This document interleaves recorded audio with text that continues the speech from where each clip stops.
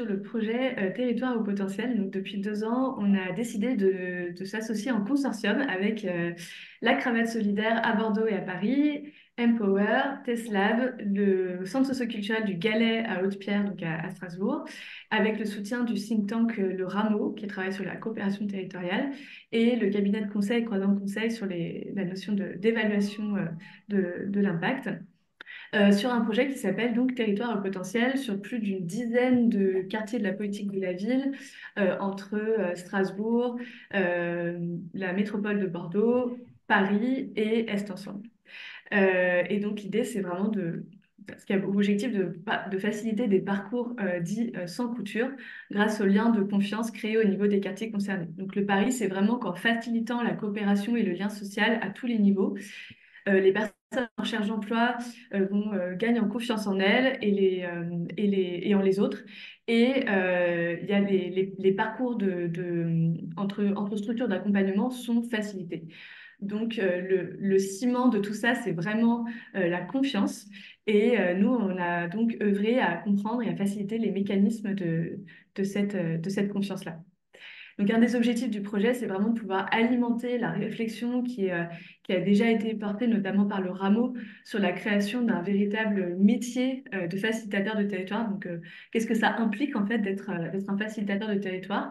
Comment ça se distingue de ce qu'on entend habituellement par la coordination ou l'animation territoriale? Est-ce qu'il y a des notions qui se recoupent? Est-ce que c'est la même chose? Est-ce que c'est incarné par les mêmes personnes?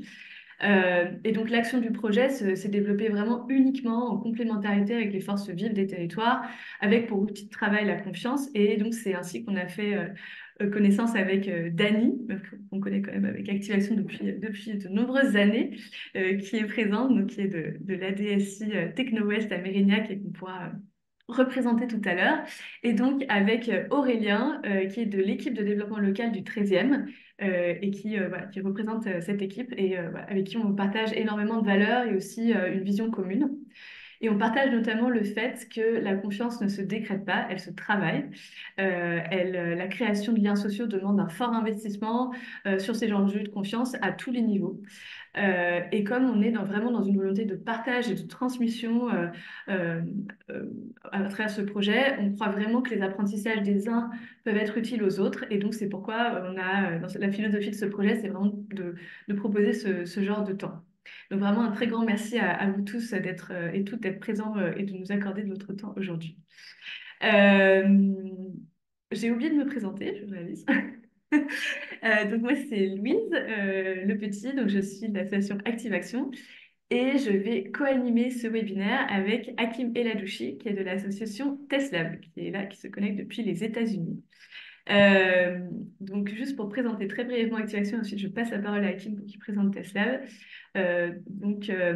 En 2 mots, Active Action, c'est une association qui existe depuis 2014 qui vise à agir de manière systémique pour transformer la vision d'une période de recherche d'emploi en une expérience constructive et de bâtir le monde du travail de demain. Et donc, on travaille avec l'ensemble des acteurs concernés par ce changement, donc aussi bien les personnes en recherche d'emploi elles-mêmes, quel que soit leur âge, leur parcours, leur situation, leur diplôme, les structures d'accompagnement et d'insertion, les entreprises et les politiques publiques. Et donc, ça fait donc plusieurs années qu'on développe et qu'on anime des communautés d'entraide pour développer son potentiel pendant sa période de chômage. Et on a développé et ou accompagné des dynamiques collectives dans plus de 25 quartiers ou communes à travers la France. Donc, on œuvre vraiment à faciliter des liens de confiance, à créer la coopération pour aller vers un impact collectif. Et on est engagé activement de manière opérationnelle et en termes de recherche et développement sur les sujets liés au mécanisme des territoires apprenants. Voilà, je vais laisser du coup Hakim se présenter en quelques mots via Tesla. Merci beaucoup, Louise. Bonjour à toutes et à tous. Alors, effectivement, je vous parle des États-Unis, mais je ne travaille pas pour Tesla. Teslab. Je suis né à Strasbourg et j'ai grandi à Strasbourg et dans un quartier populaire, un des quartiers dans lesquels on a travaillé avec Active Action et le consortium.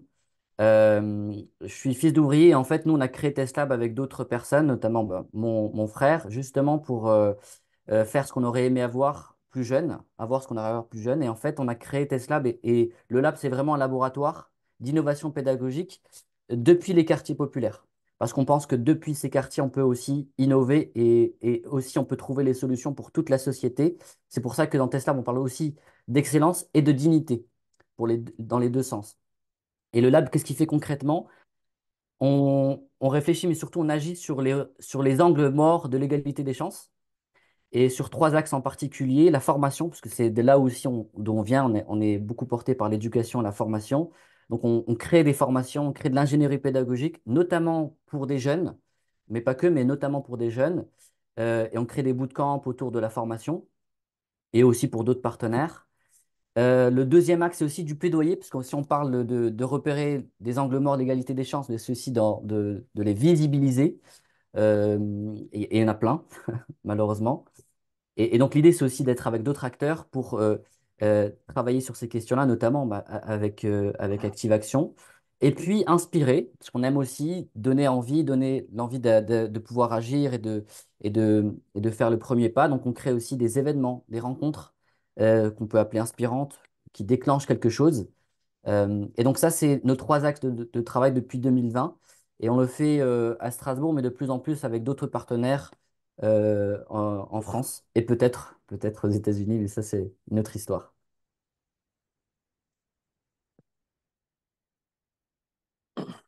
Merci, Hakim. Désolée, il y a aussi Aurélien qui a quelques petits problèmes techniques. D'ailleurs, Brigitte, je ne sais pas si tu peux voir avec lui pour faire en sorte que ça fonctionne.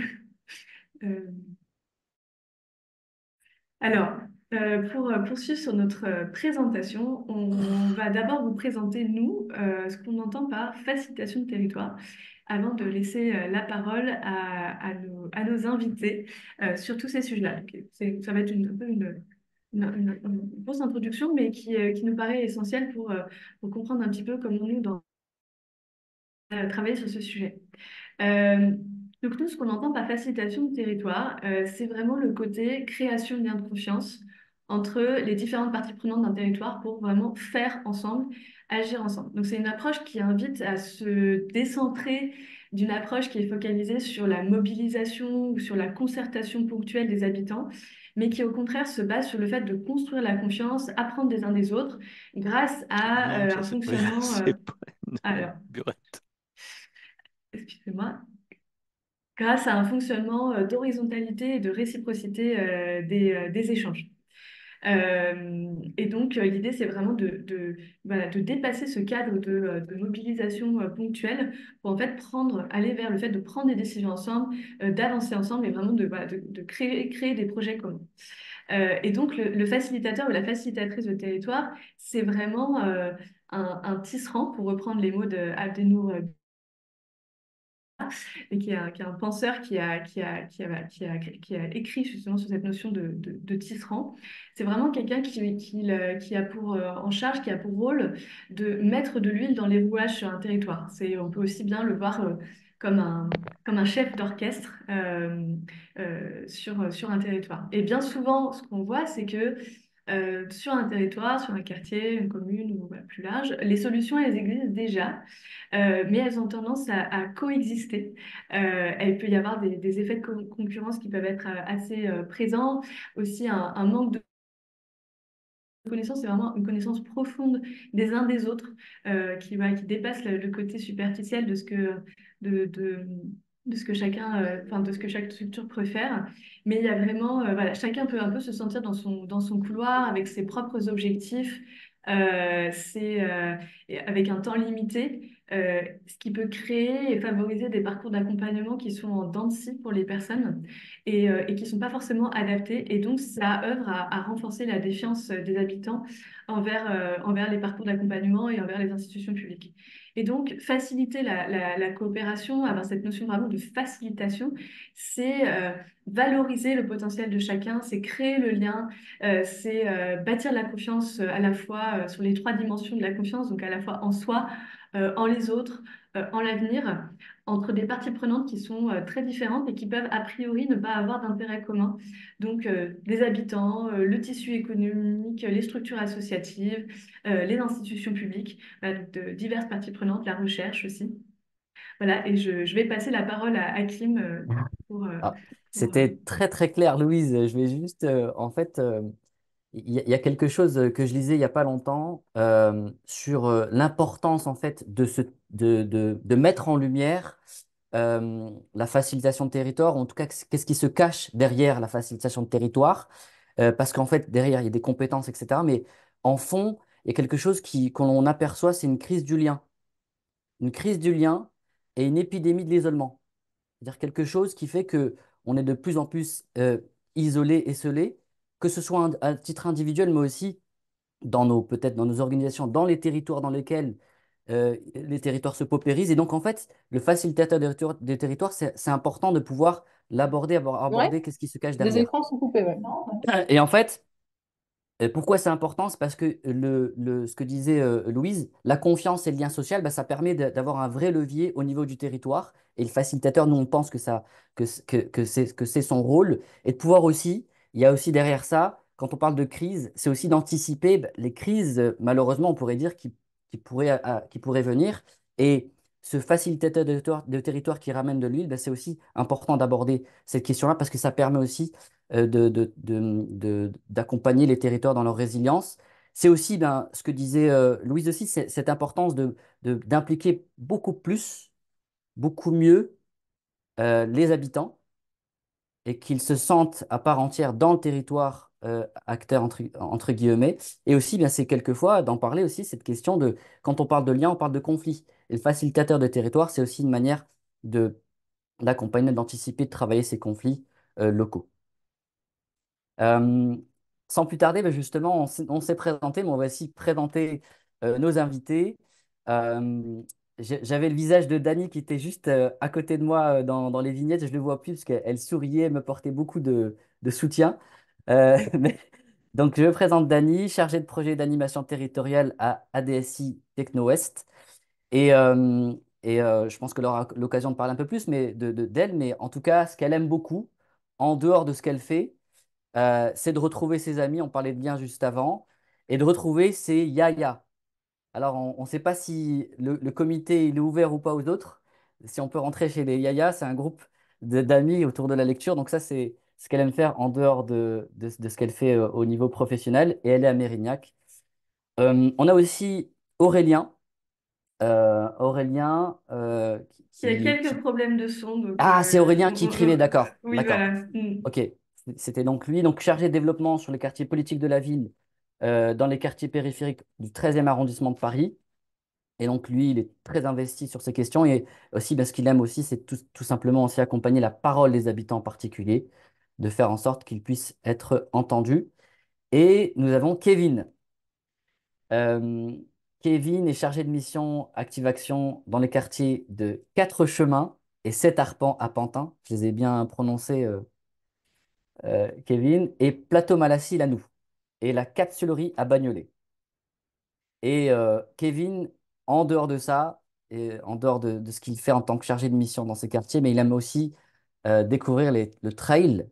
Et bientôt, on va le souhaiter qu'il puisse faire le 20 km dans un mois. Arrête, quelques... Bienvenue à tous les Merci. invités et merci à vous. Merci à vous. Et avant qu'on passe à la suite, nous, ce serait intéressant pour nous. Attendez, je vais arrêter mon partage d'écran parce que comme ça, vous allez pouvoir nous voir. Ce serait intéressant pour nous de savoir dans le chat ou à l'oral, qu'est-ce que vous, ça vous évoque ce terme justement de facilitateur, de facilitation territoriale. Et peut-être aussi pourquoi ça vous paraît important d'avoir vous votre avis sur comment est-ce que qu'est-ce que ça vous évoque? Peut-être que ça vous évoque pas grand-chose et du coup c'est intéressant aussi de le savoir et de voir un petit peu bah, vous quelles sont vos réflexions par rapport à ça que vous pouvez partager avec nous. On va voir s'il y a quelques interventions.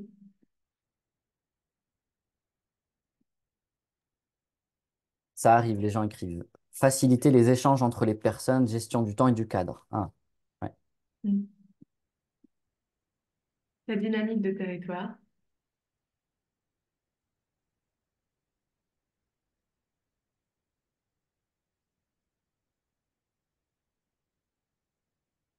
Ça donne du sens, de la coordination des objectifs, provoquer la rencontre.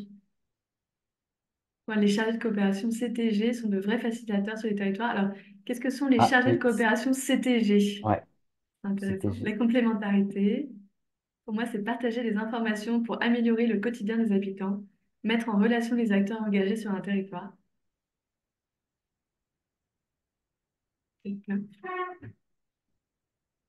Merci beaucoup. C'est intéressant aussi de savoir, c'est Ah, euh, est-ce que ouais, impliquez l'ensemble de la société dans la chose publique et au oui. niveau territorial? Ensemblier Un billet diplomate. diplomate. Ensemblier diplomate, pas mal. Ah ouais. Arriver à définir des objectifs communs au sein d'un groupe, Mm. insuffler une dynamique partagée et co-construire avec toutes les parties prenantes sur un territoire, mieux interagir. Est-ce que vous faites la différence entre, pour vous, il y a une différence entre un métier de facilitateur et un métier de coordinateur, de coordinatrice? Mettre en place une coopération entre les différentes parties prenantes sur une thématique au sein d'un territoire et créer une dynamique territoriale. Co-construction en mettant en commun des compétences pour répondre à des besoins sur le territoire. Je propose, pendant que vous continuez à partager, de laisser la parole à nos invités sur le sujet. Donc peut-être, Dany, est-ce que tu peux nous expliquer un petit peu, toi, donc on a déjà eu ces échanges-là, mais toi, Mm. quelle est ta vision de cette définition de facilitation de territoire et pourquoi c'est important pour toi? Oui, donc bonjour à tous et à toutes. Donc je travaille à DSI Techno West et donc sur un poste qui s'appelle animation, chargé de projet animation territoriale. Et c'est vrai que du coup dans ce cadre-là, ma mission en fait, elle est essentiellement de mettre en place justement des coopérations sur notre territoire qui est composé donc de 10 villes. On est à Mérignac en Gironde et on couvre donc un territoire de 10 communes. Et dans cette mission, en fait, je crois que d'abord, moi, je pense que ce qui m'anime, c'est un esprit de générosité aussi, de partage. Vous l'avez tous dit, pour la plupart. Mais c'est également cette envie aussi de fédérer quelque chose qui va nous animer tous de manière à construire ensemble quelque chose d'innovant en fait. Et on part en général sans a priori puisque donc on est là déjà, on est ensemble. Donc l'idée va d'abord consister à être ensemble pour ensuite réfléchir ensemble à comment améliorer telle thématique au niveau du territoire. Qu'est-ce que je peux vous dire d'autre aussi l'idée que, enfin, en tout cas, moi ce qui m'anime aussi, c'est de pouvoir, en parallèle, euh, faire en sorte que sur un territoire, tous les acteurs puissent trouver leur place, puissent être, comment dirais-je, puissent aient envie de travailler ensemble pour pouvoir ensuite améliorer certaines conditions, notamment des parcours de participants pli, puisqu'on accompagne environ 550 personnes par an. Donc, c'est un petit peu cette idée de faire en sorte d'être ensemble pour améliorer les parcours d'insertion des personnes que l'on accompagne. Mais c'est aussi se préoccuper des professionnels de l'insertion, que nous sommes tous pour la plupart, pour aussi déjà fédérer aussi ces professionnels de l'insertion, établir ensemble un lien de confiance qui va faire que grâce à notre complémentarité, on va aussi avancer ensemble. Je vous donnerai plus tard quelques exemples aussi, bien sûr. Oui. Merci beaucoup, Dany, pour tous ces éléments-là qui reprennent effectivement cette notion de place, cette notion un peu d'orchestration et de confiance. Euh, Est-ce que Aurélien, tu as accès à ton micro et est-ce que tu nous entends? Je ne sais pas. Sinon, je te passe la parole, Kevin, pour que tu nous partages un petit peu, toi, ta vision euh, de, euh, de cette notion de facilitation et de pourquoi elle te semble importante. Ouais, merci. Déjà, bonjour à tous et toutes. Ravi de participer à ce temps de webinaire. Alors, concernant ce que j'entends, moi, par facilitation de territoire, je rejoins quand même beaucoup d'éléments que vous avez déjà donnés. Je pense que la facilitation de territoire, elle répond déjà à un constat qui est que il y a beaucoup d'acteurs en fait qui sont présents sur les territoires. Et il y a aussi de nombreux enjeux qui coexistent avec cette multiplicité d'acteurs et aussi en parallèle une complexité des besoins. Et je pense que le rôle aussi dans la facilitation de territoire, c'est aussi de mettre en lien ces différents acteurs, de mettre en lien ces idées, de créer aussi un lien de confiance pour justement pouvoir permettre l'émergence de solutions qui soient les plus complètes possibles aussi pour répondre à ces enjeux assez complexe. Et sur une note un peu plus personnelle, pourquoi s'engager dans ce rôle de facilitation de territoire? Euh, j'ai envie de répondre négativement à la question parce que j'ai pas envie de m'engager pour une réponse en fait qui serait imposée verticalement, comme on a trop souvent eu l'habitude de connaître. Ça répond beaucoup à des convictions personnelles. À qui me parlait de lecture, moi aussi je sors d'une lecture aussi où voilà, il y a des organisations internationales qui ont de très belles intentions pour le bien commun, mais dans la pratique, les actions qui sont mises en place sur des territoires ont des conséquences dramatiques pour les populations locales. Donc je pense que la notion d'intention, elle est importante, mais elle n'est pas suffisante.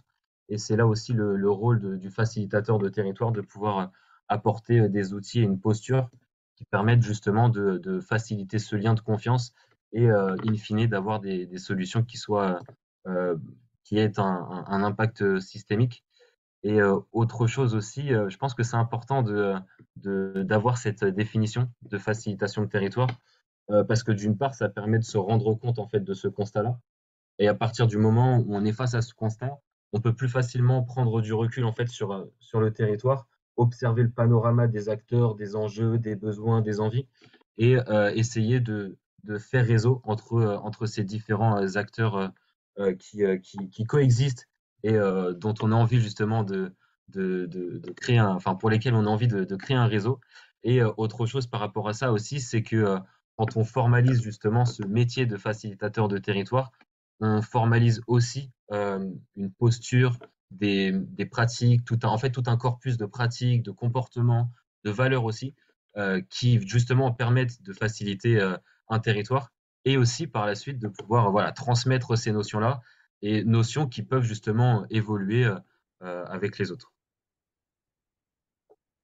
Merci beaucoup, Kevin. Et je vois que nous avons une question de Ouais. Yannick. Faut-il un facilitateur par sujet et par territoire ou bien faut-il que dans chaque structure, la personne relais soit sa facilitatrice?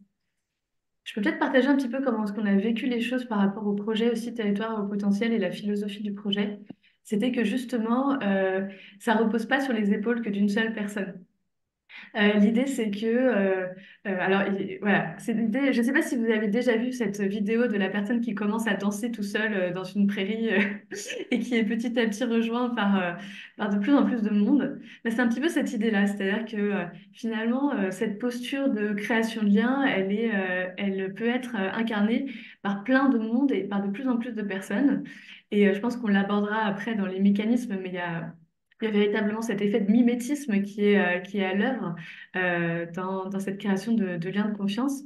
Et donc, c'est pas forcément dans le faut-il ou enfin voilà, dans une préconisation particulière, mais plus voilà sur ce sujet-là. Et je vais peut-être laisser du coup Dany et Kevin réagir et Hakim aussi. Je vois que tu as envie de réagir sur ce sujet.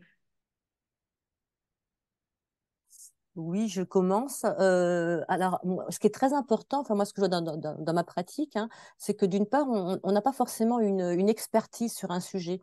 On a ce rôle qui est quand même d'animer, mais on n'a pas ce rôle d'expertise. Enfin, en tout cas, on n'est pas expert sur un sujet. Ce sont bien au contraire tous les acteurs qui sont autour de la table, y compris bien sûr les habitants, qui ont cette expertise-là. Et d'autre part, ce que je pourrais rajouter également, c'est que on a aussi comment dirais-je, on n'a pas, on est là pour faciliter donc la prise de parole. On est là pour, comment dirais-je, pour aussi distribuer la parole. Et surtout, voilà, bah oui, plutôt pour faciliter la prise de parole de tout un chacun, pour que chacun y trouve sa place, justement, dans chaque structure.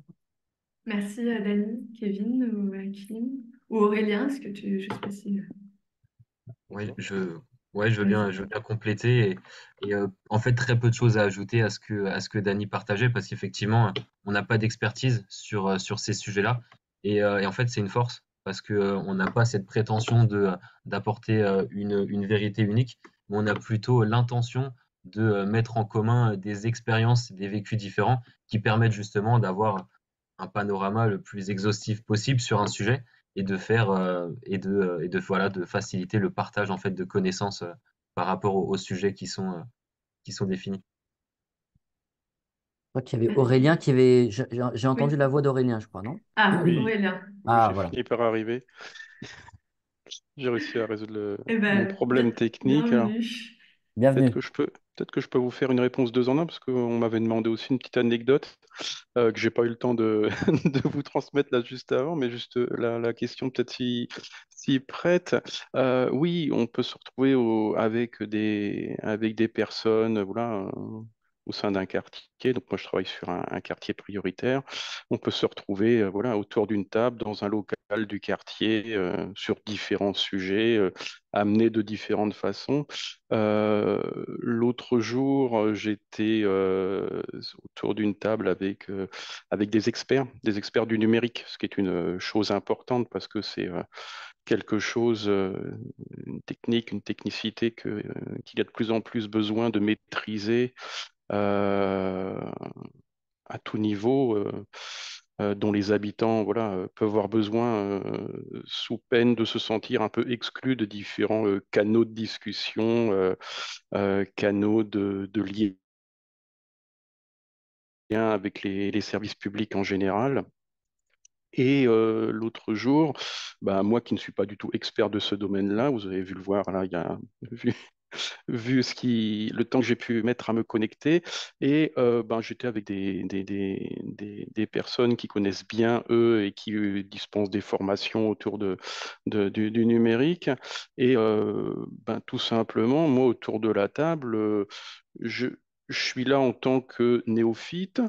Et voilà, ça me permet d'avoir un autre regard et de poser toutes les questions que je veux par rapport. Faut peut-être oser les poser pour certaines, mais se dire voilà, je pose vraiment la question, voilà, en n'ayant pas peur de dire, voilà, c'est peut-être ça le problème, mais en tout cas de pouvoir oser poser la question, voilà, sans paraître, voilà.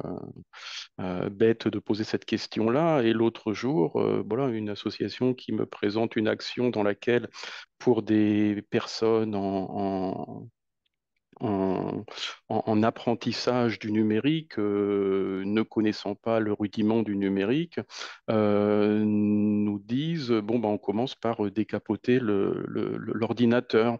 Je me suis posé la question, mais pourquoi vous faites du garagisme ou quelque chose comme ça? Non, non, pour démystifier Ouais, l'objet numérique, voilà, avant de se mettre sur le clavier, ben, juste ouais. observer l'objet. Et donc moi, j'avais tout simplement posé la question, bah voilà, je m'attendais pas du tout à avoir une présentation de ce type-là, où voilà, qu'on m'expose les choses de cette façon-là, ou qu'on m'expose ce type de méthode pour une action auprès d'habitants au sein d'une association de quartier. Et donc voilà, c'est bien d'avoir un regard différent, d'être là pour questionner les choses, demander aux uns et aux autres pourquoi vous envisagez les choses sous cet angle-là, et de pouvoir ensuite mieux apporter voilà, les quelques savoirs qu'on a en termes essentiellement de méthodologie, qui ensuite s'appliquent sur différents sujets et qui peuvent permettre voilà, d'avoir un autre regard sur une situation, et de comment faire pour l'aborder avec plus de recul, avec un regard un peu décalé pour, et certaines fois, éviter des situations dans lesquelles on s'entête parce qu'on voit que ça marche pas et on continue pour ne pas laisser tomber. Reprendre un petit peu, ça peut aider à reprendre un petit peu son souffle. Merci Me- Aurélien. Merci beaucoup. Moi, ce que j'entends un peu pour faire synthétiser un petit peu Mm. tous ces échanges, il y a vraiment cette question que finalement, il y a vraiment la notion de la création de la confiance, que l'intention finalement ne suffit pas, qu'il y a des mécanismes. Je pense que ça rejoint aussi le fait que, enfin, voilà, cette notion aussi que c'est pas parce qu'on met des personnes dans une même pièce que automatiquement elles coopèrent et elles créent de la confiance. Ça demande d'avoir des des mécanismes. Il y a vraiment cette notion aussi d'impact systémique au travers de la facilitation qui a été soulevée. Et aussi que finalement, c'est pas forcément une expertise sur un sujet qu'on demande d'avoir, mais vraiment cette compétence de création de liens qui finalement se développe et qui favorise le fait qu'on valorise et qu'on va vraiment aller questionner, comprendre profondément enfin, le potentiel de chacun et les outils de chacun. Euh, Hakim, je te passe donc Oui. la parole pour la suite de nos échanges. La suite, ça a commencé un petit peu, effectivement, mais c'est de rentrer un peu dans les coulisses de cette facilitation de territoire dans vos réalités et dans les réalités, et de voir un peu quels sont les impacts du développement de cette facilitation de territoire. En fait, quand on parle de facilitation de territoire, c'est un mot un peu qui peut être abstrait, ou en tout cas qui n'a pas forcément de réalité. Et concrètement, justement, grâce à vos témoignages, c'est de vous demander bah, c'est quoi les impacts et ça a permis quoi concrètement dans vos territoires et aussi dans vos postures et dans vos visions du monde concrètement. Alors, qui veut commencer? Peut-être Dany, que j'ai à côté de moi. Bon, alors, encore moi. Donc, OK. Alors, en fait, je vais peut-être donner deux exemples hein, d'expérimentation qu'on a faites parce que, bah, effectivement, d'abord, ça veut dire qu'on est prêt aussi à prendre aussi un risque hein, d'être à côté ou pas. Hein. Et donc, on a par exemple initié un groupe de travail sur le service à la personne. L'idée, c'était donc de pouvoir proposer des actions, enfin des emplois de proximité aux personnes qu'on accompagne. Et donc, on a mis en place un groupe de travail sans savoir vraiment où on allait. Et on a fini par expérimenter un chantier formation qui a été financé par la région Nouvelle-Aquitaine et par le département de la Gironde, euh, et avait bon, des contenus très intéressants, notamment du théâtre d'impro, par exemple, sur du numérique, sur du français langue étrangère. Ce qui a été remarquable, c'est qu'ensuite, cette idée, au départ, s'est disséminée en fait dans plusieurs villes autour de Bordeaux Métropole. Donc, voilà, ça a créé en fait du coup une sorte de dynamique sur un territoire où d'autres acteurs ensuite ont pu poursuivre ce qu'on avait commencé. Donc ça, c'est un exemple. J'ai aussi mis en place un groupe de travail avec les partenaires où nous souhaitions en fait donner davantage la parole aux personnes que l'on accompagne. Du coup, on a dans ce dans ce groupe de travail, si vous voulez, on a décidé que désormais, lorsque la DSI est sollicitée par une commune qui souhaite mettre en place un forum emploi, en fait, une manifestation quelle qu'elle soit, systématiquement, on invite un ou deux participants plis qui habitent la commune, notamment, pour qu'ils nous aident à monter une manifestation. Et ce qui est très important, c'est que par exemple, bon, on sait pertinemment aussi hein, que bah, chaque commune veut son forum, sa manifestation. Mais l'idée, ça a été donc de solliciter deux participants pour qu'ils puissent nous dire, mais voilà, qu'est-ce qu'on attend nous d'un forum? Et voilà. Et donc, ce qui a été hyper important, ce qu'il nous a dit, bah, nous, ce qu'on veut, d'abord, c'est mieux connaître l'entreprise et mieux savoir comment elle nous intègre dans son entreprise. Et de là est parti donc voilà. Donc on a mis en place un forum où ce sont les entreprises qui ont d'abord pris la parole. C'était entreprise, c'est du moi si tu peux. Et les entreprises ont pris la parole devant donc une 60-80 personnes en fait, qui ensuite ont pu rencontrer de manière conviviale. Donc on a évité les tables comme était d'habitude, mais vraiment des petits espaces de parole, d'échange, où les personnes ont pu échanger avec les entreprises. Et la bonne nouvelle, c'est que justement, les deux personnes qui ont justement ont participé au groupe de travail, ont été par la suite embauchées par la ville en question, parce qu'ils avaient été repérés sur leur savoir-être essentiellement. Voilà, donc ça, ce sont des expériences qu'on a appréciées, dont on est fiers aussi, parce que voilà, on est contents tous aussi d'avoir œuvré ensemble. Et voilà, bon, j'aurais plein d'exemples à vous donner aussi, hein, mais voilà, c'était vraiment des actions phares que je souhaitais partager avec vous. Merci beaucoup, Denis. Quelqu'un veut rebondir? Kevin, Aurélien? pas sur j'ai pas d'exemple sur la thématique emploi, mais ça me, ça fait écho à des différentes expériences par rapport à la façon dont des personnes se sont investies à un moment donné, Ouais. Mm. non pas directement par l'action que moi j'ai menée, mais cette histoire du souffle dont je parlais tout à l'heure, de reprise de son souffle, différentes actions ont pu être menées. J'ai pu contribuer à des actions un peu construites avec des partenaires, avec des méthodes un peu, je suis un administratif d'abord, je fais partie d'une collectivité, j'utilise des moyens un petit peu traditionnels de l'administration qui, à un moment donné, présentent leurs limites. Par exemple, là, je pense à la reprise d'un espace de vie sociale dans une résidence d'habitat du bailleur social sur le quartier dont je m'occupe. Donc un travail de reprendre une structure avec une méthodologie, avec quel est l'objectif de la structure, de créer du lien à partir d'activités factrices de lien social, factrices d'apprentissage pour les plus jeunes, factrices de lien social et de services de proximité. Et à un moment donné, on a eu quelque chose qui n'était pas prévu. L'espace de vie sociale ne pouvait plus, on avait tout préparé avec une association qui allait être le futur porteur. Le dossier était fait, la méthodologie, le planning, le budget était prévu. Et puis, bon, un caillou dans la chaussure, le local ne peut plus être utilisé dans les mêmes conditions pour des questions réglementaires qu'auparavant. Donc la reprise, telle qu'on l'imaginait, ne pourra pas se faire comme ça. Et puis, ben, on se pose la question par quel bout prendre les choses, comment, les éléments, grosso modo, les éléments sont là, les éléments matériels et qui faisaient l'essentiel de la faisabilité sont bien là. Il y a le local, il y a l'association volontaire avec les compétences de sa part pour les activités. Et on a pu le local parce que le type de bail ne correspond plus à l'association. Ouais. Voilà. Mm. Ah. Et puis, bon, là, on se pose des questions entre administratifs, entre gens des bureaux, on discute avec l'association porteuse qui ne sait pas non plus trop comment prendre les choses.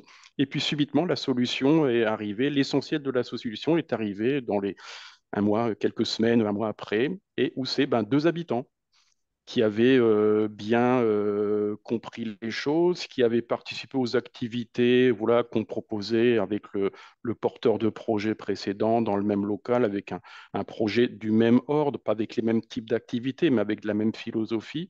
Et les deux habitants ont bien compris la philosophie, l'intérêt d'utiliser un local pour le bien collectif d'une résidence, des liens qu'on pouvait faire par rapport à tel besoin d'habitant, à tel autre, entre les jeunes, les autres membres de la communauté locale avec qui ça ne se passait pas toujours très bien et qui avaient bien compris les fils à tirer pour recréer du lien entre tout le monde. Et puis finalement, ces deux habitants qui se sont dit, en fait, nous, la solution là, l'association, ça peut pas être l'association de type traditionnel, mais nous, en tant qu'amical de locataire, peut-être, si on se crée en tant qu'amical locataire, on peut solutionner les choses. Et puis, prendre le bail de l'association, du local, Du et local, ouais. accueillir ensuite l'association pour mettre en place les activités et reprendre la dynamique. Et là, les habitants ont mis un pied de plus dans la prise en charge d'une dynamique locale. Merci. En tout cas, ouais. Merci beaucoup. Merci Aurélien. Kevin? Ouais. Moi j'avais envie de vous partager un peu tout ce qu'on a fait autour de l'Allée Vert sur Reste Ensemble. En fait, c'est la dynamique qui a commencé autour de l'Allée Vert. Elle a débuté donc il y a quelques mois par des temps de co-apprentissage, donc des temps qui rassemblaient des partenaires du territoire autour de l'Allée Vert, donc partager un peu nos bonnes pratiques et les freins aussi qu'on pouvait rencontrer. Et en fait, on s'est rendu compte que voilà, il y avait alors peut-être avant ça préciser ce qu'on entend par Allée Vert. Donc l'aller vert pour nous, c'est donc à la fois une posture et aussi une action où voilà, on va à la rencontre des habitants et habitantes des quartiers pour un peu identifier les différents besoins que ces personnes peuvent avoir et aussi créer du lien. Donc voilà, tant de co-apprentissage autour de l'aller vert. Et puis en parallèle, j'ai participé à différents temps partenariaux avec d'autres associations où ces enjeux finalement de rencontre des habitants étaient évoqués. Et donc, on s'est rendu compte qu'il y avait un vrai enjeu autour de l'aller vert, mais pour autant, beaucoup de façons de faire de l'aller vert. Donc, par la suite, on a proposé un temps un atelier de sensibilisation à l'aller vert pour justement voilà, pouvoir aussi construire une vision commune, une intention commune autour de l'aller vert, tout en s'appuyant aussi sur l'existant. Donc, l'idée, voilà, c'était pas d'imposer notre façon de faire, nos pratiques auprès des acteurs qui faisaient de l'aller vert, mais plutôt de s'appuyer sur leurs expériences, sur voilà, ce qui marchait, ce qui marchait pas, pour pouvoir justement compléter, avoir un impact un peu plus important. Et en fait, aujourd'hui, on fait beaucoup d'allers verts avec des partenaires où l'idée, c'est de partager un peu nos méthodologies, nos pratiques et surtout d'aller à la rencontre des habitants et habitantes des quartiers avec l'intention de ne pas forcément parler de sa propre structure. Et ça, c'est vraiment quelque chose de primordial parce que, en fait, on va rencontrer des personnes pour discuter, rencontrer, voilà, être curieux de savoir ce que les personnes font dans la vie, de savoir quels sont leurs besoins. Et en fait, en prenant du recul, finalement, on a une vision un peu plus globale de leurs besoins et on se rend compte qu'on n'est pas les seuls à pouvoir répondre à ces besoins-là. Et donc, en fait, ça prend tout son sens parce que on est d'autant plus intimé justement de pouvoir leur partager différentes structures qui pourraient répondre à leurs besoins. Et le deuxième effet impact significatif à ce niveau-là, c'est que nous, on a créé de la confiance avec ces personnes-là. Et en fait, en leur parlant positivement des actions d'autres structures locales, on fait circuler cette confiance-là. Et en fait, quand d'autres acteurs se mettent à faire la même chose, eh ben nous, on n'a plus besoin de parler de ce qu'on fait parce que les autres le font pour nous. En fait, ça aussi, c'est important parce que du coup, la confiance, finalement, elle devient un peu catalyseur de l'information qui circule plus vite et ça renforce à son tour la confiance. Donc ça, je pense que c'est assez intéressant de ce point de vue-là. Merci beaucoup, Kevin. Merci aux trois interventions qui sont différentes et en même temps, il y a un fil conducteur très intéressant. Pour récapituler, hein, ce fil conducteur, c'est aussi l'idée que quand on parle d'habitants, etc., c'est peut-être là dans ce que vous avez évoqué comme projet concret, c'est aussi quand Dani, elle dit, voilà, on a impliqué les habitants dans le groupe de travail et en fait, ça les a visibilisés sur leurs compétences, sur leur savoir-être, etc. On les a mis au même niveau. Parce que quelquefois, l'imaginaire, c'est les habitants et les acteurs à différents niveaux, en haut et en bas. Et en fait, non, c'est aussi ça. Et puis, il y a aussi ce que disait Aurélien dans le projet où il y a les ingénieurs de projet qui planifient, qui budgétisent, et après il y a un caillou dans la chaussure, ça bloque. Et là aussi, c'est de voir aussi que des habitants peuvent aussi tout à fait être acteurs et faciliter, proposer une solution et aller de l'avant. Et parce que justement, ils sont au même niveau. Et enfin, Kevin parle de l'aller vers qui est concrètement l'un des outils formidables de la facilitation territoire, parce que derrière territoire, il y a des gens. Et les gens, en fait, il faut aller les rencontrer et les rencontrer là où ils sont. Et l'aller vers, c'est ça, mais aussi avec d'autres personnes. Et ce que je retiens aussi, c'est cette idée que dans l'aller vers, c'est aussi la construction de la confiance. Et cette confiance, en fait, elle est contagieuse avec les autres, les habitants, mais aussi avec les autres partenaires associatifs, etc. Et cette contagiosité, non, je ne sais plus, j'ai perdu mon français, désolé. Mince. Contagion. Contagion. Bah, cette contagion, elle, elle permet justement bah, de lever certains blocages en termes d'information, etc. Et ça, c'est aussi les impacts de la facilitation de territoire. La contagion de la confiance. Par ce fameux Merci, Rose. effet de mimétisme dont on a parlé tout à l'heure. Merci beaucoup, Hakim. Merci à tous et toutes pour vos partages. Ce que je vous propose maintenant, c'est d'aller dans vraiment concrètement, comment ça se passe. Concrètement, comment est-ce que vous incarnez cette facilitation de territoire?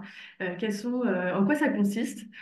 Quels sont les mécanismes, les postures, les outils que vous utilisez, enfin, les compétences aussi que vous avez développées pour pouvoir le faire. Et voilà, en fait, finalement, comment est-ce que vous faites, comment vous y prenez pour construire ces liens de confiance, à la fois en bilatéral avec les personnes et à la fois entre les différents types d'acteurs, les différents types de parties prenantes, les différents types de personnes. Comment concrètement vous faites finalement vivre cette, euh, cette facilitation? Comment est-ce que vous faites vivre cette confiance sur vos territoires?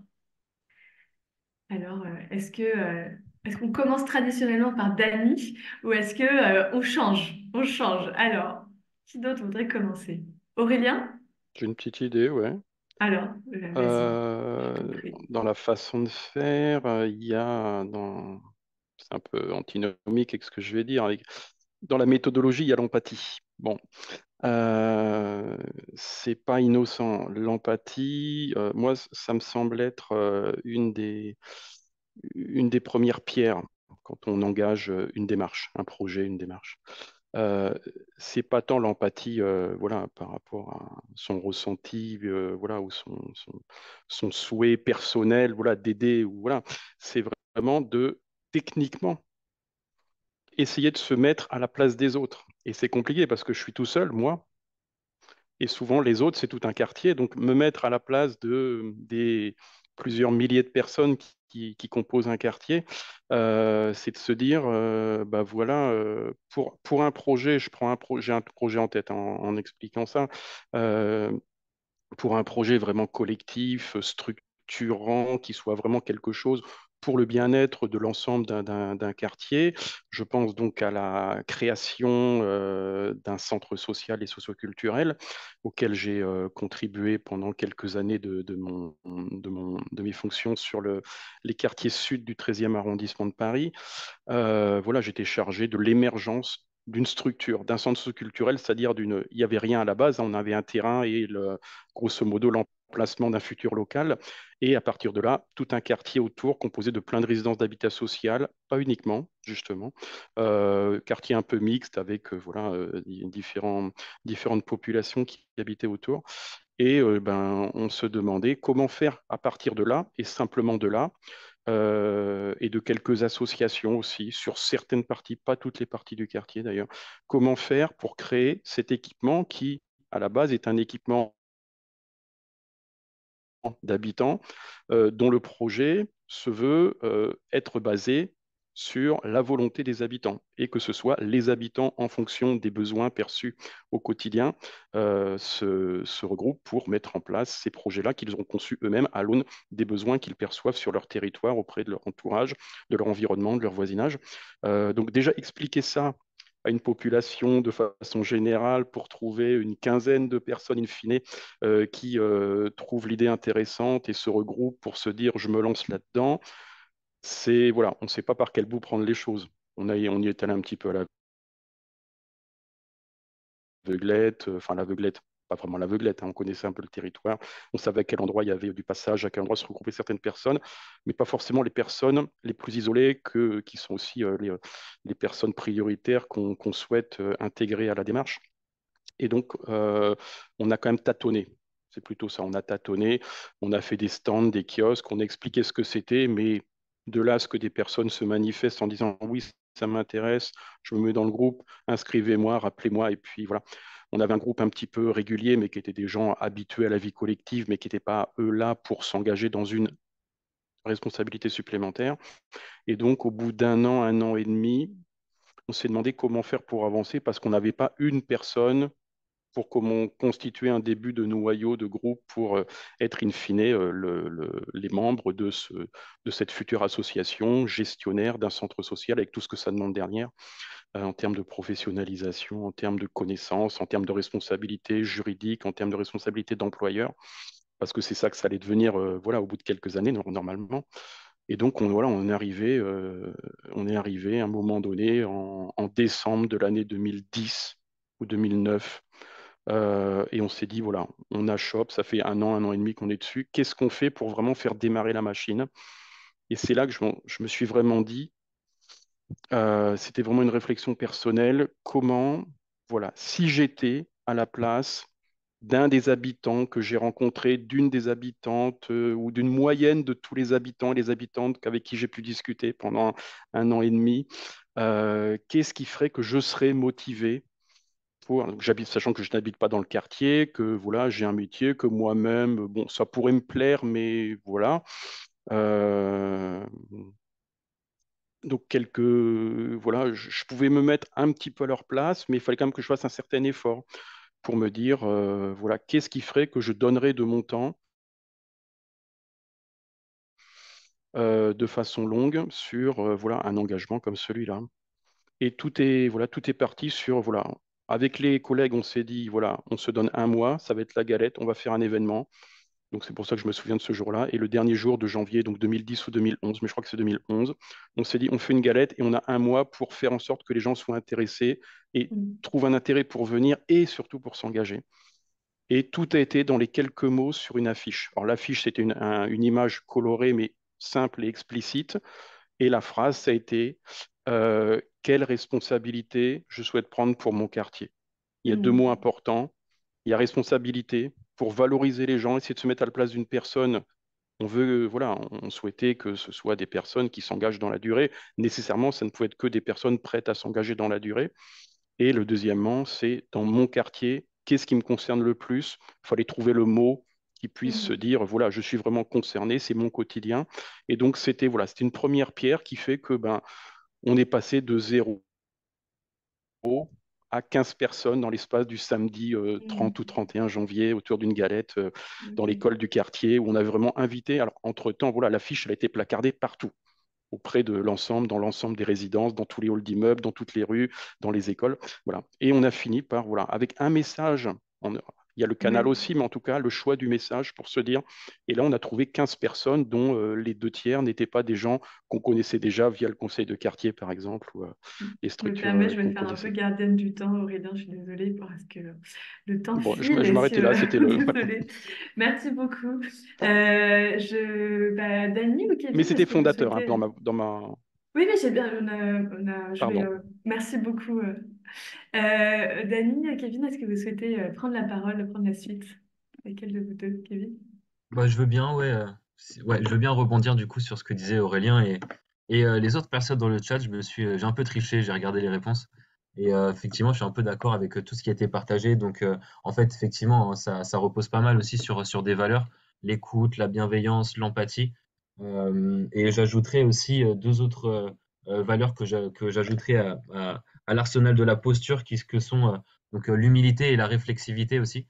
L'humilité de se dire que ce qu'on propose est intrinsèquement limité. Nos actions sont intrinsèquement limitées, que ce soit dans les ressources humaines dont on dispose, les ressources économiques, mais aussi intellectuelles, d'où la nécessité de travailler avec les autres et de vouloir être mis en réseau avec d'autres acteurs, et aussi la réflexivité pour pouvoir justement voilà, prendre du recul sur ce qu'on fait et réfléchir collectivement.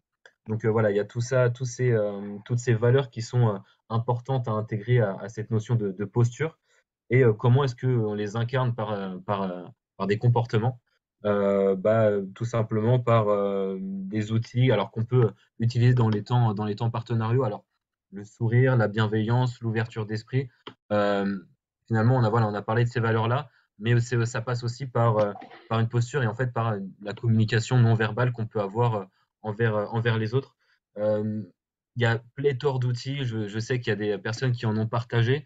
Moi, j'ajouterais peut-être deux outils. Le cadre de bienveillance, qui permet justement de poser justement ce cadre de non-jugement envers les autres. On est, je pense, tous et toutes d'accord là-dessus, mais aussi envers soi. Et ça aussi, c'est important. Louise parlait en introduction de différents leviers de la confiance. Il y a aussi le levier de la confiance envers soi, qui est important pour pouvoir permettre aux personnes d'exprimer leurs idées dans un cadre qui soit le plus sécure possible. Et aussi le brise-glace en introduction, quand on a des acteurs différents qu'on invite, donc des habitants, habitantes, des entreprises, des associations, des institutionnels.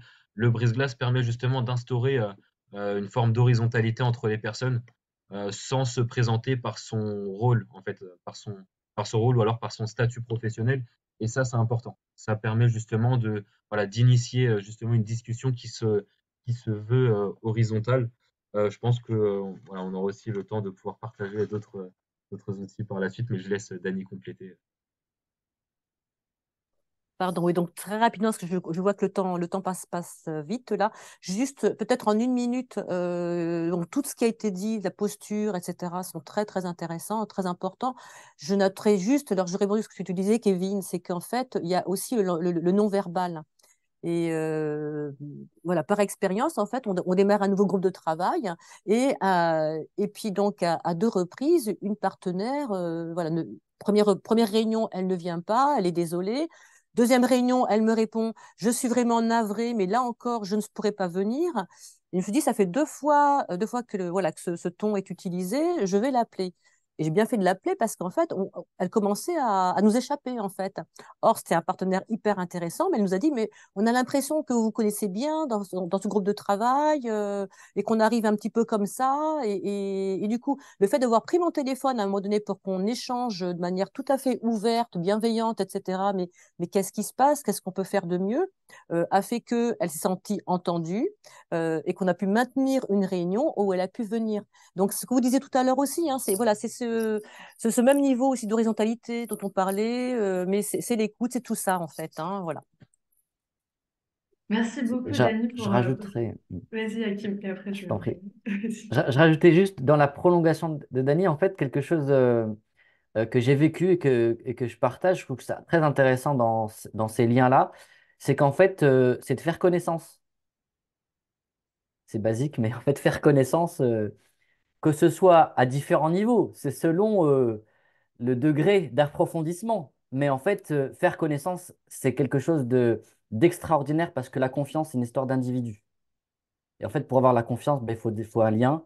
Et faire connaissance, après, ça peut être soit dans un cadre formel, c'est-à-dire au bureau, etc., mais ça peut être aussi dans un cadre non formel, je ne sais pas comment l'exprimer, autour d'un café, etc., parce que ça facilite beaucoup de choses.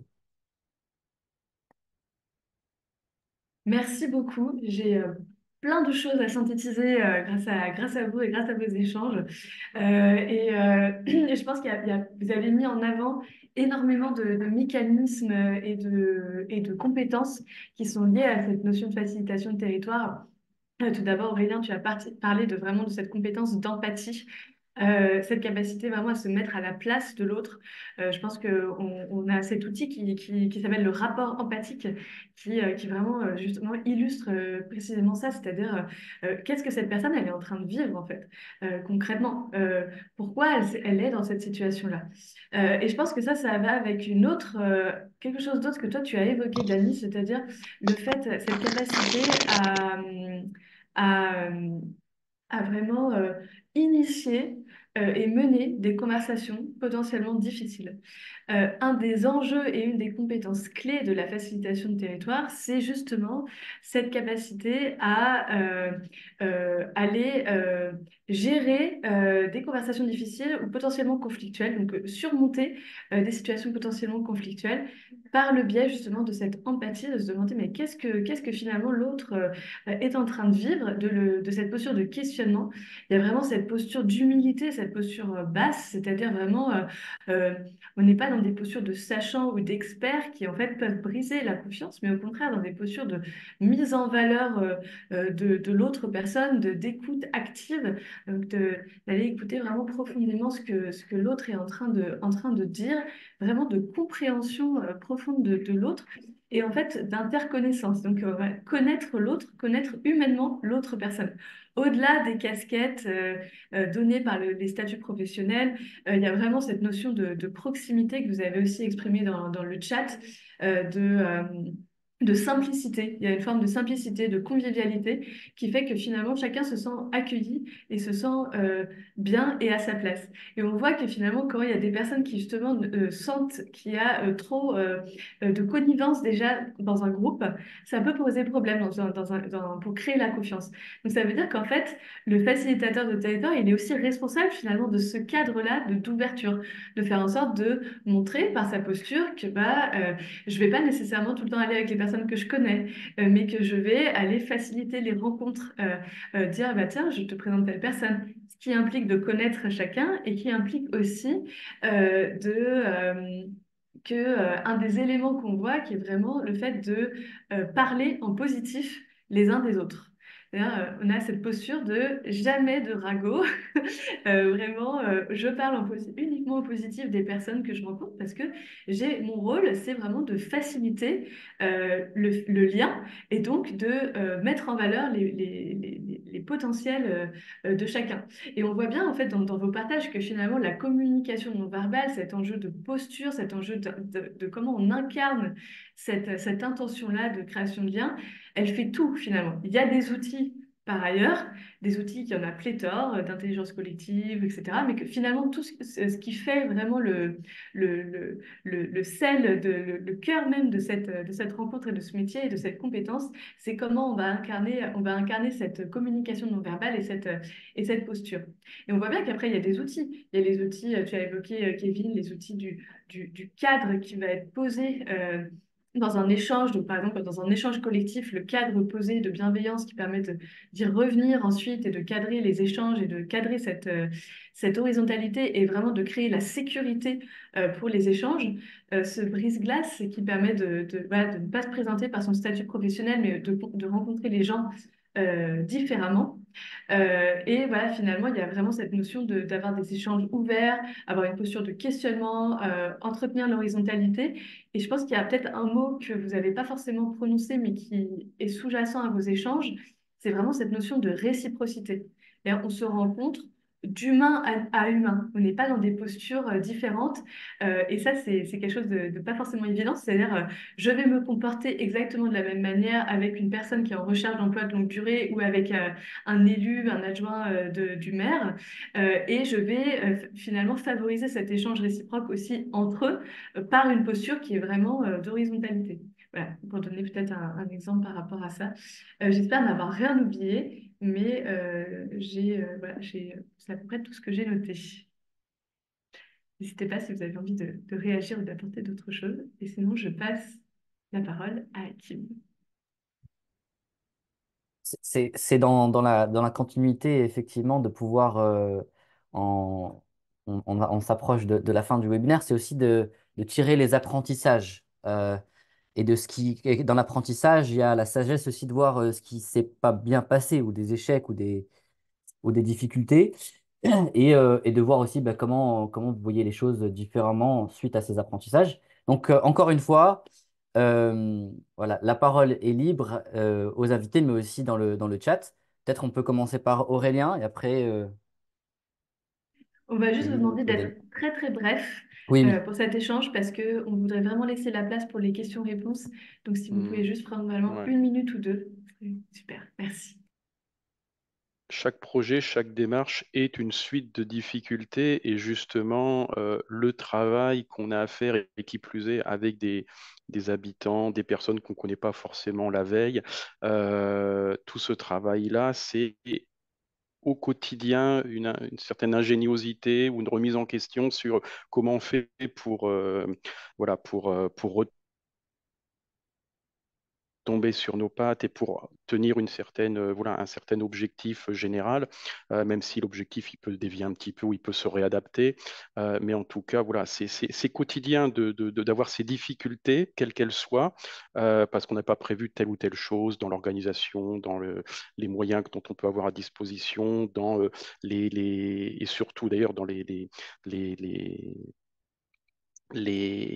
changements d'avis de personnes ou des changements de posture de personnes ou voilà ou des personnes que ce qu'on avait cru être quelque chose qui n'est pas tant que ça et puis bon on peut être déçu dans des situations comme celle-ci mais c'est presque quotidien et justement c'est de concevoir le projet comme étant d'avoir passer toutes ces différentes étapes, ces différents freins, ces, ces, ces, euh, ces accidents de parcours successifs, pas des accidents énormes, mais en tout cas des suites de cailloux dans chaussures, comme on disait tout à l'heure. Ouais, Voilà, c'est une force que de pouvoir se dire à un moment donné, ben, en fait, ça fait partie du projet et c'est du projet même que d'avoir surmonté ces différents c'est une obstacles. difficulté. Merci beaucoup. Kevin ou Dani? Ou Kevin et Dani en même temps? Ce serait difficile. Mais bah, je veux bien prendre la suite. Moi, j'avais envie de partager avec vous euh, une anecdote en fait qui peut-être synthétiserait cet apprentissage qu'en fait la confiance, ça se fait à n'importe quel moment. Il y a quelques mois, participé à un forum pour l'emploi. Et voilà, on le sait, un forum pour l'emploi, c'est aussi un espace pour être visible, pour montrer, mettre en avant ses actions. Et donc, nous, on n'avait pas de stand et on y est allé avec l'intention d'aller rencontrer tout le monde. Et quand je dis tout le monde, c'est aussi des acteurs avec lesquels on se disait qu'on n'allait pas forcément travailler. Et en fait, en discutant avec ces acteurs-là, on s'est rendu compte qu'on n'allait pas travailler ensemble, mais l'essentiel n'était pas là. L'essentiel était plutôt de savoir en fait ce que d'autres acteurs pouvaient faire sur le territoire, avec toujours en filigrane cette intention de pouvoir partager des informations aux personnes qu'on allait rencontrer. Et je sais qu'en me présentant à une structure, en étant curieux de savoir ce que la structure pouvait faire. Il y avait un peu de défiance dans le questionnement, mais vous faites quoi comment est-ce que vous êtes financé? Alors qu'il y avait vraiment une intention curieuse derrière de rencontrer la structure. Et je sais que voilà, j'ai pu discuter avec deux structures qui pouvaient potentiellement travailler ensemble, mais qui n'avaient pas eu l'occasion de se rencontrer lors de ce forum. Et en fait, en discutant avec une des deux structures, eh ben, on a un collègue qui allait voir cette structure en question, qui a pris son contact pour potentiellement faire des actions ensemble. Voilà, je pense que ça, c'est assez représentatif de ce que la confiance peut faire. Merci beaucoup, Kevin. Alors, je rajouterais juste en fait qu'il y a aussi la connaissance interpersonnelle qui est très importante, tout comme aussi l'expérience collective qu'on va vivre ensemble. Je donnerai juste l'exemple d'Active Action qui a mené il y a quelques mois maintenant donc une formation sur l'aller vert en réunissant donc des partenaires sur la ville de Mérignac. On se connaissait tous a priori. Et en fait, le fait d'avoir vécu, partagé ensemble ben, 3 journées de formation, pardon, ben, a fait qu'on a eu envie de poursuivre ce temps-là et qu'on a créé donc avec Diane qui est là aussi, hein, donc justement un groupe de travail Aller Vert où on peut du coup ensemble se déplacer sur des manifestations que l'on partage ensemble. Merci beaucoup pour vos retours, hein. Donc, c'est aussi une confirmation de tout ce qu'on s'est dit aussi sur comment la Mm, confiance, elle permet de dépasser ben, aussi les mm, appréhensions, ce que disait Kevin, mais aussi intégrer les cailloux dans la chaussure, ce que disait Aurélien, dans le projet, parce que ça fait partie du projet, ça permet bah, aussi quelquefois de le réorienter et d'apprendre avec, et puis aussi ben, de capitaliser sur nos connaissances mm. interpersonnelles et d'utiliser aussi des occasions, des prétextes pour mieux se connaître encore plus. Merci beaucoup. Peut-être que ce que je vous propose maintenant, c'est d'ouvrir le floor, comme on dit, à vous qui êtes présents dans ce webinaire pour savoir si vous avez des questions à poser à nos invités ou au projet.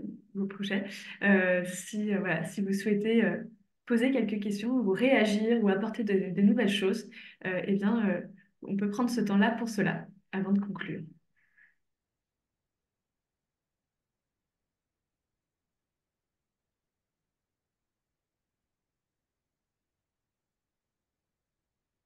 Je vois qu'il y a il y a des réactions de Claudia qui est agréablement surprise de constater que les mêmes valeurs et postures sont à mettre en œuvre quand il y a un besoin de rassembler pour un projet commun. Et c'est tellement plus agréable d'être ensemble et de faire ensemble. Est-ce que certaines autres personnes veulent intervenir, partager aussi votre vision des choses ou poser des questions?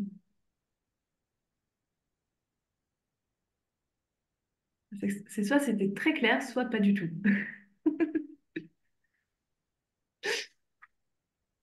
Dans tous les cas, on refait un webinaire.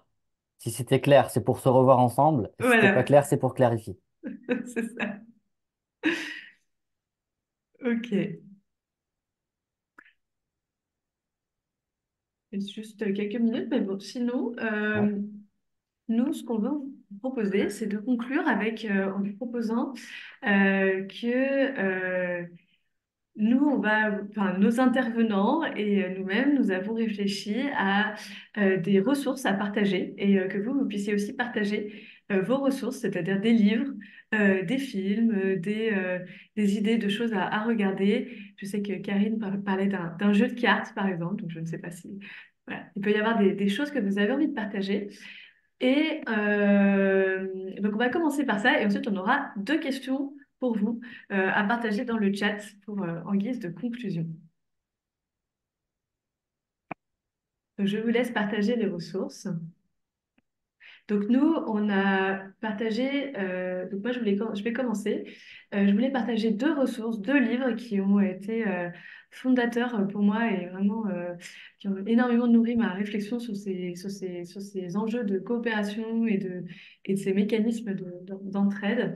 C'est justement le livre Les Tisserands d'Abdenour Bidar sur toutes ces personnes qui tissent le lien déchiré du monde, donc les personnes qui œuvrent à créer du lien, et l'entraide, l'autre loi de la jungle de Gauthier Chapelle et Pablo Servigne sur les mécanismes justement de cette entraide et de pourquoi ce qu'on estime être la loi de la jungle n'est en fait pas tout à fait la réalité dans la nature. Donc on a plus tendance à coopérer, notamment face à des, euh, à des situations de crise que l'inverse. Moi, je peux y Laisse aller la aussi. parole passer à Kim. Sur le livre, alors c'était quand Louise m'a demandé, j'ai tout de suite cité celui-ci, parce qu'il y a peut-être une dizaine d'années, c'est du jeu ONU, de l'intériorité citoyenne de Thomas d'Assembourg. Lui, il est beaucoup sur la communication non violente, mais ce qui m'a beaucoup plus intéressé, c'est la dimension citoyenne, parce que la communication non violente, c'est vraiment sur la dimension plutôt interpersonnelle, mais, ou est, c'est aussi comment cette dimension interpersonnelle, par contagion et par travail collectif, ça crée du lien, ça crée du lien, ça crée de l'intériorité citoyenne. Ça, j'ai trouvé beaucoup pertinent. Il cite beaucoup d'exemples en France, mais aussi dans le monde entier, dans lesquels cette démarche a été mise en place. Donc, du jeu au nous de l'intériorité citoyenne de Thomas d'Assembourg. Il y a une idée pour Active Ben, Action de faire une sorte de bibliothèque de ces types de, enfin bibliothèque ou documentothèque de ces différents travaux? C'est une idée. Voilà. Pour l'instant, c'est pas le cas, mais c'est vraiment une idée. Ouais, qui puisse être alimentée aussi par tout le monde. Ouais, c'est une très bonne idée. Ouais. Par rapport à votre objet de base, par rapport à la Mm. philosophie de l'association, Ouais, ouais, tout à j'entendais. fait. Ouais, ouais, ouais. Je crois que Kevin voulait nous partager un autre livre. Ouais, effectivement. Bah, c'était un peu aussi pour faire écho à mes convictions personnelles dont je parlais tout à l'heure. C'est ce livre-là qui est, alors on le verra pas. Ouais. Bon, il s'appelle L'illusion du consensus de Chantal Mouffe. Et c'est un ouvrage qui est assez intéressant parce qu'en fait, Chantal Mouffe, elle propose de parler des limites de l'approche consensuelle et à l'inverse, elle propose voilà, de s'intéresser en fait à la conflictualité. On parlait tout à l'heure de gérer des situations conflictuelles. En fait, elle propose voilà, de pas écarter en fait Mm. les différentes opinions et d'intégrer la conflictualité dans la discussion, justement, voilà, pour avoir pour laisser les débats ouverts. Et c'est vraiment un ouvrage très intéressant qui permet en fait voilà, de développer son ouverture d'esprit, sa capacité de réflexion. Donc je recommande fortement. Merci. Merci beaucoup. Dani, est-ce que tu veux partager? oui, alors, je sors complètement du contexte professionnel, peut-être pas en fait. Donc tout à l'heure, je vous parlais donc de ce groupe de lecture que je partage avec des copines. Et en fait, j'ai découvert un super écrivain cubain qui s'appelle Leonardo Padura. Padura, qui a beaucoup écrit sur l'exil. Et son dernier, bon, j'adore tous ses livres, et son dernier livre traite de la préparation du retour de Barack Obama aux États-Unis et des Rolling Stones, avec vraiment tout un contexte familial aussi, professionnel. Mais c'est vraiment un livre enfin, un auteur que je recommande à tout le monde. Merci. Merci beaucoup.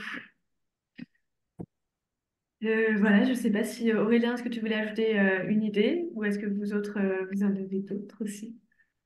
N'hésitez pas à les partager dans Non, le chat. je suis désolé. Dernièrement, j'ai peu lu. Je m'en excuse et Ceci. voilà, je le regrette aussi personnellement. Mais par rapport à la question que je posais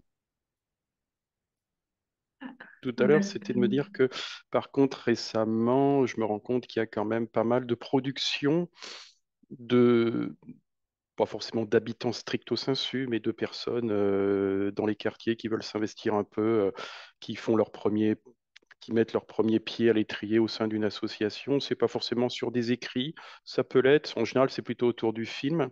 Mais voilà, je m'aperçois, là, ça me fait vraiment penser que juste avant d'arriver au webinaire, j'étais en train de discuter avec les collègues d'une production filmée à l'échelle d'un quartier par rapport au ressenti des jeunes et à comment est-ce qu'ils voyaient leur quartier, comment ils pouvaient s'y investir et comment ils s'y investissaient déjà même en réalisant un premier film sur leur observation des choses et sur leur aspiration locale. Je pense à Eh ben, l'association ce serait Active, très intéressant. non, pas Tesla. l'association CITAR, pardon. Ah, si, t'as. Ok, bah oui, c'est typiquement le genre Non, non, non, de pas. production qui pourrait être partagée. Je sais que Ça- justement Tesla et Activation, on a un projet de podcast par exemple sur un des quartiers. Enfin Mm, voilà, je pense il y a des choses qui peuvent être vraiment intéressantes à partager. mm, J'ai envie de vraiment voilà, en guise de conclusion, déjà de vous remercier tous les trois et de remercier aussi Hakim d'avoir co-animé avec moi. Merci beaucoup pour tous vos apports et pour tout ce que vous faites aussi au quotidien. C'est aussi l'idée pour nous, c'est vraiment un sujet, cet enjeu de facilitation et comment on anime des dynamiques d'entraide territoriale. Je parle vraiment pour Active Action, qui est aussi un sujet qu'on porte depuis très longtemps et on a à cœur vraiment de faire en sorte que chacun et chacune puisse être outillé sur ces sujets. De faire en sorte que ça devienne, comme on disait avant, de faire en sorte que ça puisse euh, être porté par de plus en plus de personnes et donc c'est important à la fois d'en comprendre les mécanismes mais aussi de les pratiquer et de sortir de certains freins. Et donc on a, si ça vous intéresse, on a développé il y a déjà plusieurs années de ça une formation aux dynamiques d'entraide territoriale. Et voilà, si jamais ça vous intéresse, il y a ma collègue Diane, qui est notre responsable coopération territoriale, qui se fera un plaisir de vous en parler et de vous en dire davantage pour que ça puisse servir au maximum de personnes. Et par rapport à ça, pour pouvoir se quitter sur un point positif, et ce serait intéressant, ce serait d'avoir que chacun et chacune, vous puissiez partager dans le chat un ressenti suite à ce webinaire, comment vous vous sentez. Et qu'est-ce que ça vous donne envie de faire? Est-ce que ça vous donne envie de faire quelque chose? Et donc, voilà, je vous laisse prendre la parole dans le chat pour partager en popcorn un petit peu tout ce qui vous vient par rapport à à ce webinaire-là. Et nous, on est toujours très preneurs de points d'amélioration, donc vraiment n'hésitez pas aussi à nous faire part de vos feedbacks. On est toujours très preneurs on a toujours appris en collectif et avec l'apport des uns des autres. Donc vraiment, n'hésitez pas à nous en faire part. Énergie et confiance. Merci Sophie. Beaucoup de reconnaissance, beaucoup d'outils à mettre en place lors des prochains projets à mettre en place. Confiante.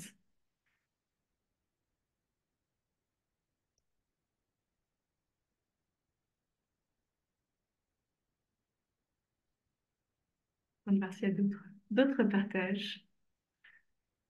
Positif. Je retourne tout de suite sur mon projet en cours sur le QPV. Et ben, bon courage et plein d'énergie.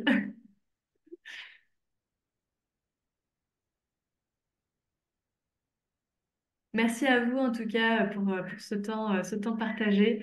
Merci beaucoup. C'est vraiment très chouette voilà, de pouvoir vivre ces temps-là aussi et apprendre des uns des autres. Donc voilà, là c'est en plus un format webinaire.